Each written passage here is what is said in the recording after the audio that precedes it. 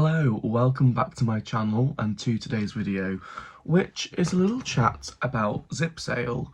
For those of you who have never come across Zipsale before, it is a cross-listing platform that many sellers, I think worldwide, I don't know if it's just a UK thing, use to take their listings from whichever platform and very quickly and easily post them onto other sites. For example, I list everything onto eBay.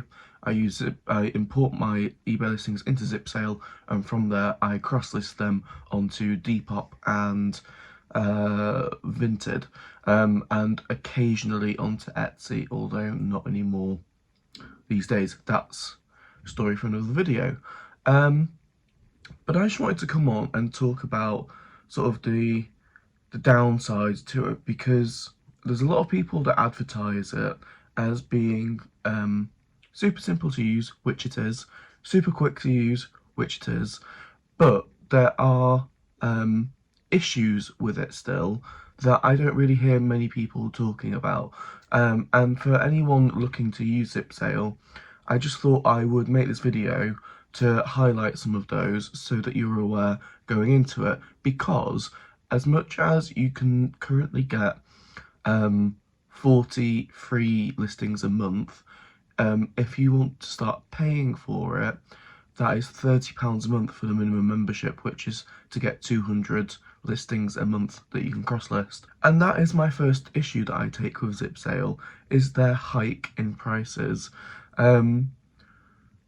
I was paying for 200 listings a month and it was £18 a month, which, you know, it's not mega bucks, but it also is not to be sniffed at. That is, you know, that is money. That's £18 that could be buying me 4 or 5 items of stock every month, isn't it? If you put it into that context. And I can't remember which month it was either November or December, they hiked their prices. Now bear in mind, this is the minimum price. £18 was the start off membership. If you wanted more than that, you were going to be paying way more, because there's extras you can add on, you can get more listings, all these different features and functions. But they hiked the price from £18 to £30. Now if you look at that in percentage, well, if you look at that as an increase, it's almost double what they were charging before. So I've cancelled that membership and I am back to just having the free membership of 40 items a month, because that is a considerable amount of money for this, especially for something that I feel still has major improvements to be made. Because £30, that is, I've got a hair in my eye, that's going from 4 or 5 items of stock I could buy to 8 to 10 potentially. And so yeah, I cancelled my membership because I thought they weren't increasing the amount of items that you could list for that money. They weren't improving their site. There's no new features. None of the bugs had been fixed. So I just don't see how they could justify almost doubling the price. And yeah, I've cancelled. That's the first thing to know, is that if you want to sign up, it's going to cost you a minimum of 30 quid a month if you want any more than the 40 free listings that they give you. Obviously for different people that might be worth it. In my position, if I was actually listing 200 items a month, I might pay for it, but I'm not. I'm listing closer to the side of 40. There was a point in time when I was listing more than that, but that's a different story. My main gripe with Zipsale is that if you remove and relist items on eBay, it doesn't automatically remove and relist them on other platforms. Now I get it, to Zipsale, those are brand new listings that you are putting on. What I'm talking about here is if on eBay you end all your listings, or some of them, and then do sell similar. Because I did this in December before I went home for Christmas. I ended all 215 eBay listings, and then when I came back in January, I did a sell similar on all of them, and so it created 215 new listings. Now, I understand Zipsale not allowing you to just reuse those without having to use your allowance. For example, say that I had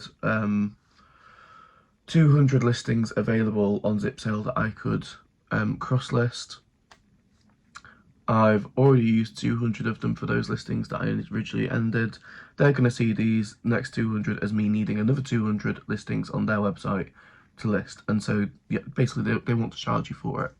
I get it because they are brand new listings. Zipsale doesn't know that that is technically a relisted item. And eBay classify it as a new listing, so why would Zipsale be any different? That's fine. What is annoying is that they only delist your items partially, and I don't know what the algorithm is for this, because before Christmas, excuse me, as you'll know from other videos, I still have a cold. Before Christmas, I'd had quite a big ramp up using Zipsale to cross-list everything onto Vinted that I hadn't done. So there's probably half of my items, about 150 items, that I'd only just listed before Christmas onto Vinted via Zipsale. So when I ended all of my eBay items, Zipsale is clever enough in the sense that it knows that you've removed it from eBay, so it removes the listing from other platforms. But it must be only if you've listed it to other platforms a certain amount of time ago, because the 150 items that I'd been listing across to Vinted during December did not get removed from Vinted. They were still there. And Depop, it didn't remove them, but everything else it had removed. And that got very confusing, because then when I went to pull through my listings, my new listings from eBay, it meant that I had duplicates of a lot of listings, and some of them were listed to Vinted, some of them weren't, and I had to go through and remove all the ones that were still listed on Vinted, and now that means that I have to list every single item back onto Vinted because Zipsale thinks that it's a different item. I don't know how they could change it, because I understand that a different listing on eBay has a different item number, but it would be so good if they had a way of realizing that, oh, this is the same listing that you've had before, because on Zipsale you do have to fill out certain fields to be able to cross-list to the different platforms. It is not just as quick and simple as clicking list to another platform. Sometimes you can for the Depop and Etsy ones, but never for Vinted. Vinted, you always have fields to fill out. So what would be great if it could recognise this is the same item, or it could even pick it up from the title, because I'm not changing the titles on them, and at least prepare the listing so that you can just click to list it straight to Vinted rather than having to fill out all the info again, because it does get very tedious. So that is my one gripe with it, is that it makes things very confusing by not being, what's the word? Consistent in removing listings when you remove them from other platforms, because it leads to a lot of confusion. And it would be great if they could, have it so that it recognises the new listings as ones that you've had previously, because it has all your history on Zipsale. It doesn't get rid of any of that. The other thing is that when you sell something on Vinted, it doesn't automatically pick it up on Zipsale, and you have to go through and manually delist it from the other platforms. Whereas from, say you sell something on eBay, Zipsale picks it up and it will delist it from Etsy and Depop and Vinted. And for whatever reason, it's said for a considerable amount of time now that it is in the process of setting it up so that it has auto delisting from Vinted sales. But it's been saying that since I got Zipsale about 18 months ago, I want to say. That's not a precise measurement, that is a guess. Over a year at least. So yeah, that is quite frustrating as well, because there have been times where I have forgotten that something's sold on Vinted, and then someone has bought it on a different platform, and I've had to cancel the sale because it's actually already sold on Vinted, but Zipsale didn't pick up on that. and I've forgotten to go onto Zipsale and manually delist it. So yeah, those are my main gripes with Zipsale. Just things for you to be aware of if you are going to be using it yourself. The cost, delisting things from other platforms, and delisting things from other platforms when you remove the listing, and delisting things from other platforms when you sell something. It's not a perfect science. There are flaws to it, and it isn't fully as easy as some people make out, because you do, especially on Depop as well, there's more fields to fill out on Depop to actually cross-list your item. It is not always as simple as just clicking a button to say list to this platform.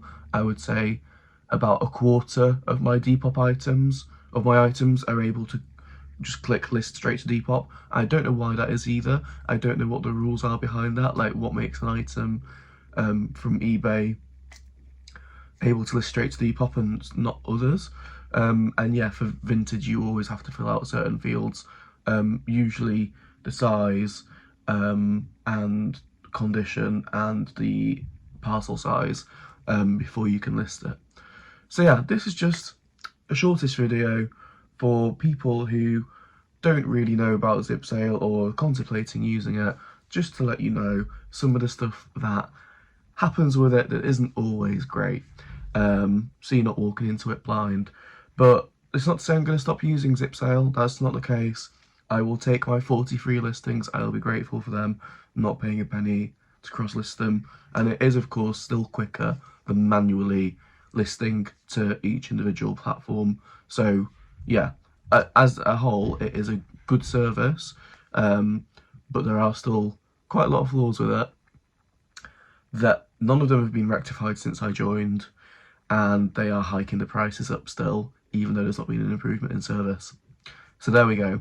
Thanks for watching this, I hope you enjoyed, and I'll see you all again soon with another video.